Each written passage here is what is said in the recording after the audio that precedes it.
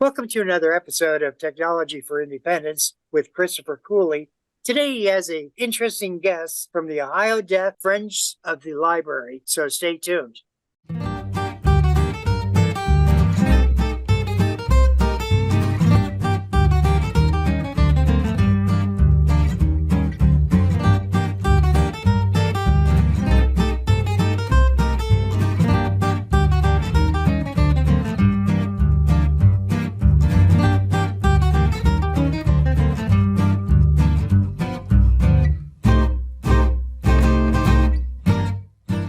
Welcome to another episode of Technology for Independence with Chris Cooley.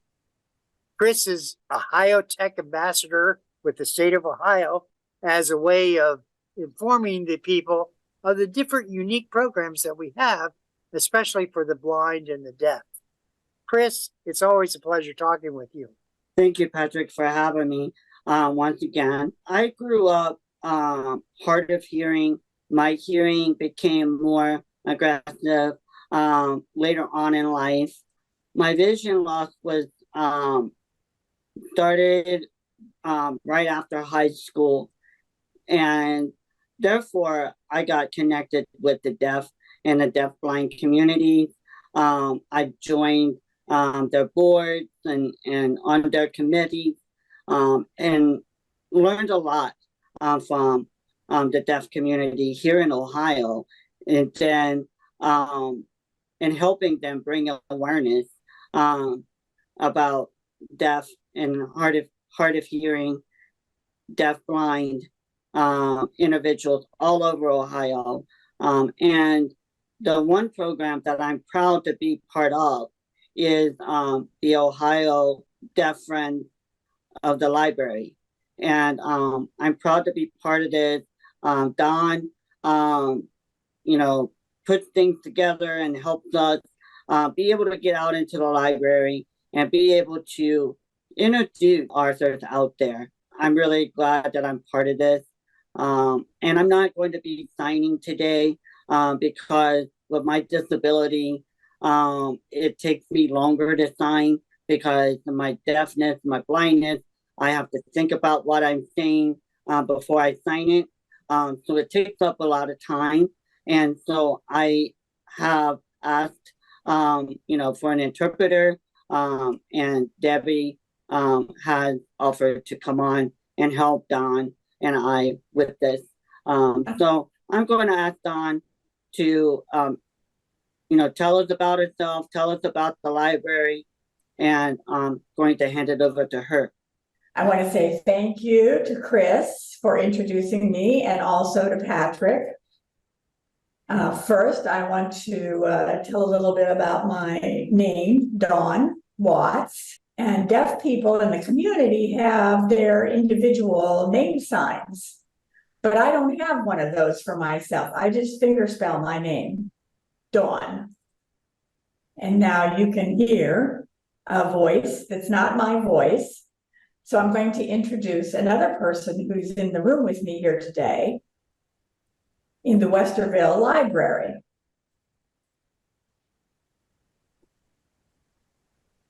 Her name is Barbara, and she was willing to volunteer her time to interpret today, and I really appreciate and thank her for her time. So yes, thank you, Chris, for your experience with nonprofit organizations in the Ohio Deaf Friends of the Library. It's very exciting. For many years, deaf people have always gone to the library to get a book to read, but the problem is hearing people don't know how to communicate. They tend to be afraid, and they get stunned, and they feel pity for this person. Oh my God, they can't hear. So, and things like that happen. And so we deaf people, we're not very happy about that. We can see visually everything, and we need to learn. So this nonprofit organization that we're talking about today, the purpose is to help libraries to be aware. For example, in the past, we had ASL sign language classes. The library itself always has free services for all the things, for reading books and everything that's very nice to give to ASL basic sign language classes to the community to help in the local area so that people can learn to sign. And then the second thing is that we've had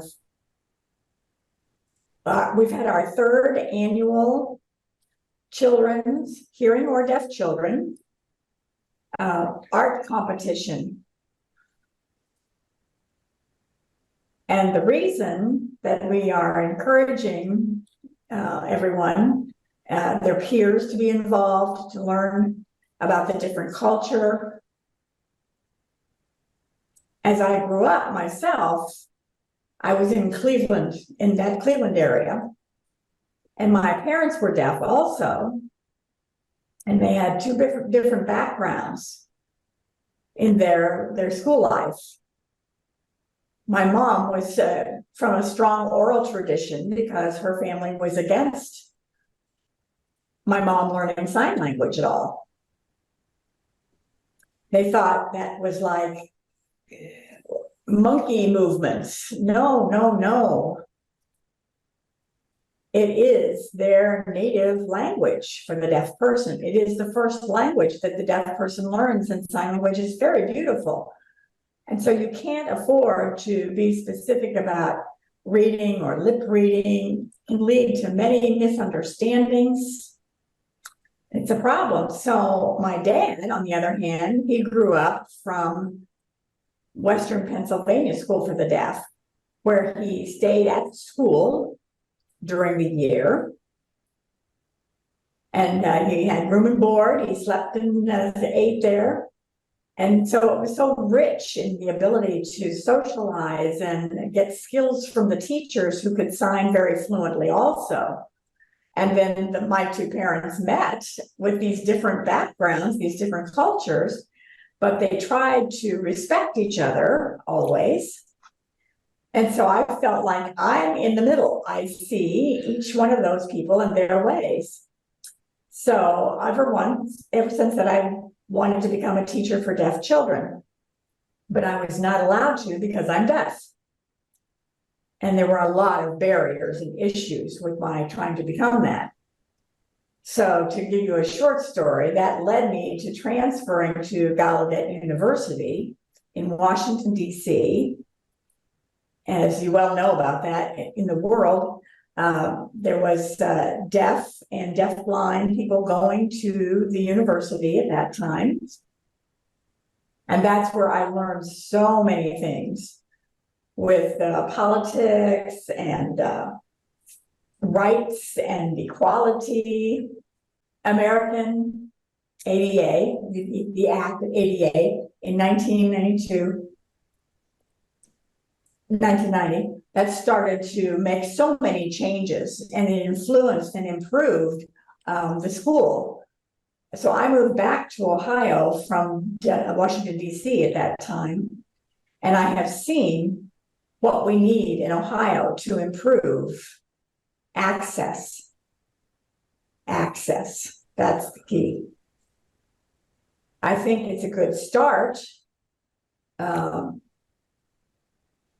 Last December, I believe it was, 6th or 9th, I'm not sure, 27th, I think, Ohio legislature passed a law to recognize the Ohio Deaf History Month.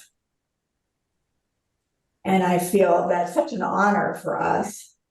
And this is the first state in America that has done that. And so it means that Ohio's Deaf History Month will spread now to all the libraries. Like we have Black History Month, that's already established. Spanish History Month. So it's very important for our children to see, oh, yes. And then there's less fear about being in that environment and socializing there. the people with the diversity of different people. So that's how we first celebrated 5 years ago in the spring that we were leading went to the Ohio State House. There were many people that learned that we have a lot of well-known deaf people who were leaders in Ohio in the past. So you can look at our website and we have there everything about this. So it's a good start. It's the beginning of a process for our deaf future. And if you have questions, feel free to contact me. Remember that our nonprofit organization is for hearing and deaf people. It's like a bridge to connect with one another and to learn from each other. Have you been deaf since birth? Yes, I was born deaf. Believe it or not, my mom was very excited. She wanted to start a family. And she went to the family doctor and she said, I want to have a family. And the doctor wouldn't let my mom start a family. Because at that time, deaf people thought they couldn't have children. So my dad said, no, what the heck is that? What's wrong with that doctor? No, go ahead. We're just going to have a baby. So they did. I was born deaf. They were very happy. They said, that's wonderful, with deaf parents. And they taught me sign language at an early age. But I went to school, but I was not allowed to use my sign language in school. It was forbidden. So I'm telling you that I had a wonderful deaf mom and dad. Now the school forbids you from using sign language? Yes. In the history of the past with deaf education, Alexander Graham Bell, that famous historian, he tried to tell hearing people that sign was like a dirty language. Wow. They wanted the deaf children to learn the formal language. And so I can speak well, but my mom, not like my mom, she spoke really well. My dad, he couldn't speak very well at all. His speech was very, very rough. So we struggled for a long time. I'm not the only one. Many deaf people have we're all in the same boat. Problems with the hearing community until Gallaudet University had a protest in 1988.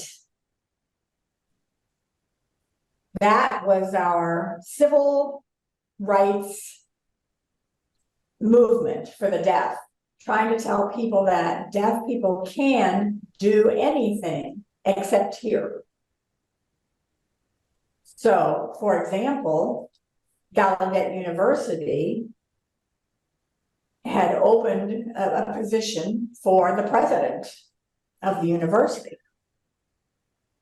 And the board felt that a deaf person was not ready to function in the world like that. And we were shocked.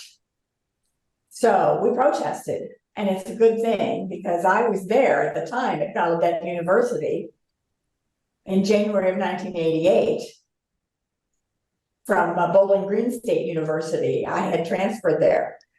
So can you imagine, my advisor told me, you cannot become a teacher for deaf children.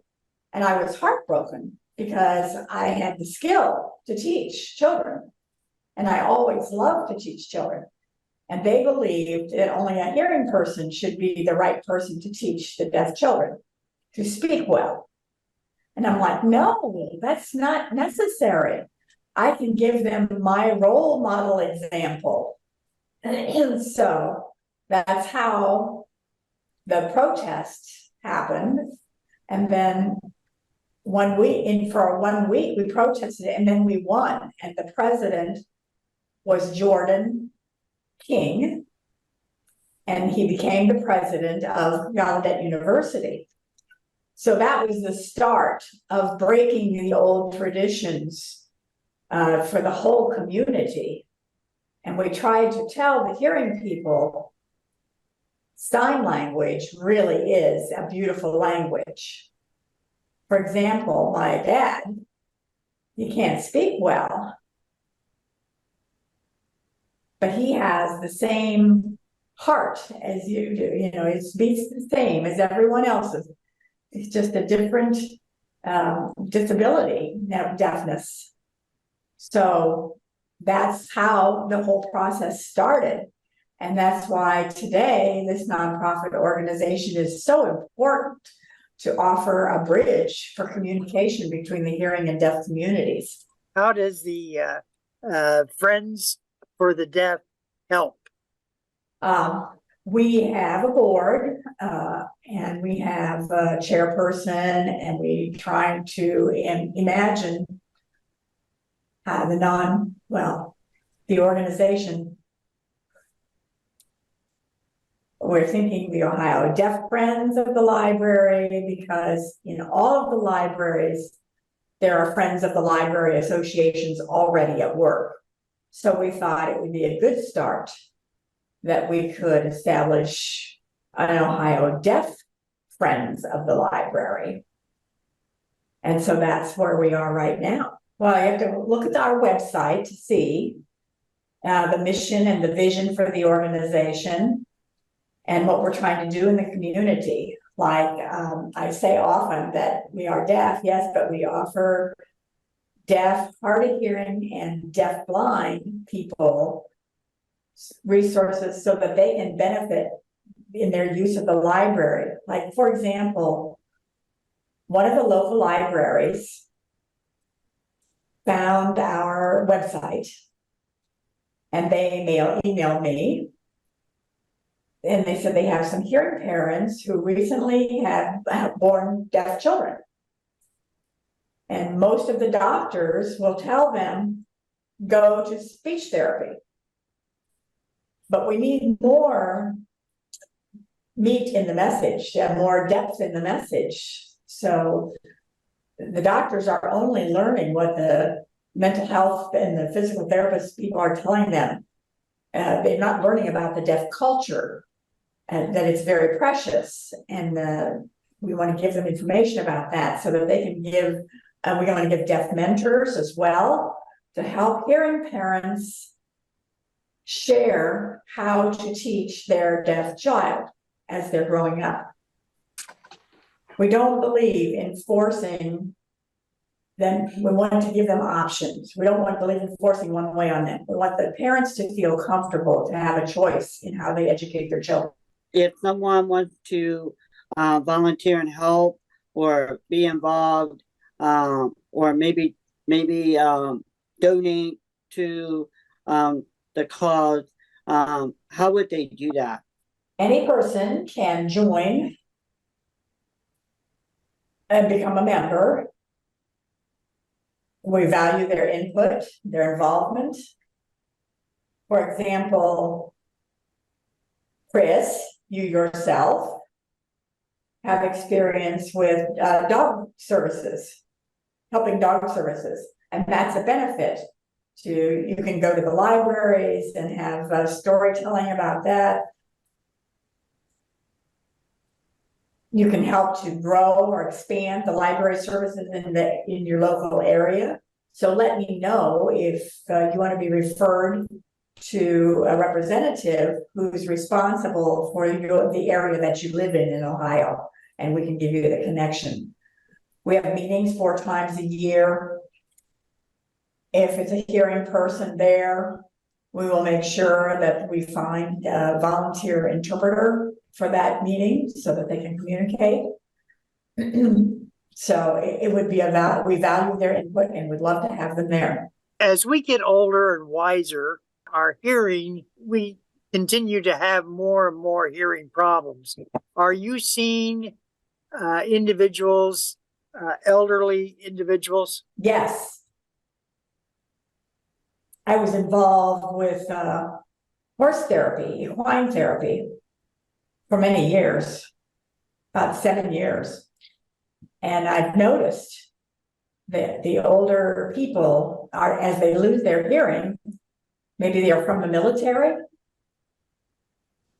and that could be part of the emotional trauma that they're experiencing, shock, new experiences when they're traveling and so forth, nothing that they can hear. So they can benefit from using a hearing aid, obviously. Remember that they are older with a hearing loss, or they were in the military and they lost their hearing from that. So it's part of their, their first language is English, yes, but they have some of the same issues in the same cultures that we do. And so those folks are very welcome to join our organization and know about our services. And the culture is different for them a little bit, but they can benefit from the things that we are involved with. Specialization, they're not alone. We're the same in spirit. They can learn from us if they are willing. And same with hard of hearing people. I have 2 hard of hearing folks in our organization, and they're experiencing now they're struggling with their identity. There's like 2 worlds, one where they're connected and one where they're kind of in between things. So it's the same with a person with hearing loss from the military or something. They're in 2 worlds as well. So that's a good example of how we can offer areas where we need to develop, expand our group, not only be just deaf people. No, we want it to be for all people. They have other problems and other issues. And so we need to be reminding each person that, and the people in the libraries, that we notice that the percentage of hearing people who have losses is increasing also, depending upon, and then they're depending upon their hearing only to read books. And I don't want them to learn, they don't want them to learn Braille sometimes. And so you get tired. So we have deaf blind people. They are lonely, and they want something to spend their time of enjoyment. I have an old friend I've known for a long time, since a long time ago when I was young, since I was 14 years old, actually. So she loves to read books via Braille. But now, in Cleveland, Ohio, the library, the state library for the blind is there. And many, many people can hear who are blind. And so now they're reducing the amount of materials available in Braille. So it's kind of sad. We need to make a voice for that cause about keeping Braille as an option. What is 1 or 2 things you would like the audience to leave with in understanding about the deaf? To try to work with deaf and hard of hearing and deafblind people. Do not be afraid. Join with us. I think that's very good advice. One final question that I have for you is the prejudice that you saw growing up against the deaf, is that still somewhat prevalent, or do you find it being very acceptable in today's community? When I was young, there was a lot of prejudice and judging, but now it's getting better. But there are some few people, like recently I heard of another person, a hearing person, she was, well, a person who was deaf, she was a driver in an Uber.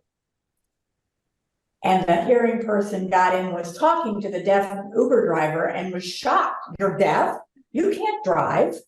So that's one example of where prejudice still exists or misunderstandings have. So we have to continue to be teaching people in the whole community. I understand. We're talking with Chris Cooley, Technology for Independence, and his guest is Dawn Watt, who is the president of the Ohio Deaf Friends of the Library, and her interpreter, Barbara. Can't thank you enough for coming on, and perhaps we'll see you in a subsequent episode. Thank you.